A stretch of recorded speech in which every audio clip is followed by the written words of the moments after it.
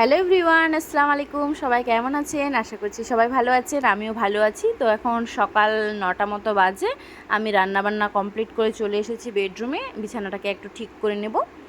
আর তারপর বাইরে এসে দেখি, আমি তো স্কুলে যাওয়ার জন্য রেডি হয়ে গেছি। তো বাইরে এসে দেখি আমার শ্বশুরমশাই কতগুলো মাছ নিয়ে চলে এসেছে, ছোট ছোট মাছ। তারপর সে শোল মাছ, আরেকটা নতুন মাছ নিয়ে এসেছিলো, ওটার নাম আমি জানি না।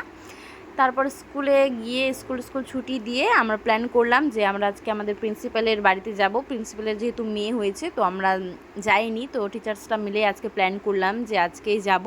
তার জন্য আমি রোহানা মিস আর মানসী দি আমরা তিনজনে চলে আসলাম গিফট কিনতে।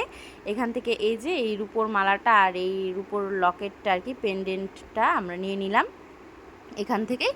আর বৃষ্টি তো অঝোরেই একদম বৃষ্টি হয়ে চলেছে, বৃষ্টি থামার তো কোনো নামই নেই। তো 2-3 দিন ধরে প্ল্যানিং হচ্ছিল, আবার ক্যান্সেল হয়ে যাচ্ছে বৃষ্টিটার জন্যই।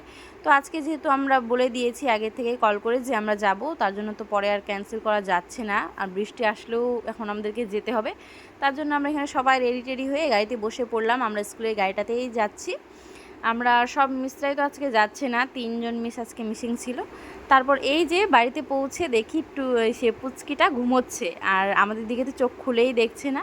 আমরা এই যে আমাদের সব ম্যাডামরা এখানে, তো আমরা এসেই গল্পগুজব শুরু করে দিয়েছি। আর এই যে আমার কোলে কি সুন্দর ঘুমোচ্ছে পুচকিটা, ওর নাম দিয়েছে ধ্রুবী রয়। তো খুবই সুন্দর, ইউনিক হয়েছে নামটা। তারপর আমাদেরকে বসিয়ে দিল আর কি খেতে। আর ওরা অনেক কিছু আয়োজন করেছিল, যেটা আমরা এক্সপেক্টই করিনি। আমরা ভাবছিলাম যে এমনি নাস্তা টাস্তা করে চলে আসবো, কিন্তু ওরা যে ভাতের আয়োজন করেছে সেটা আমরা জানতামই না। আসলে আমরা সকালের দিকে কল করেছিলাম, তাই হয়তো ওনারা রান্না করে রেখেছিল।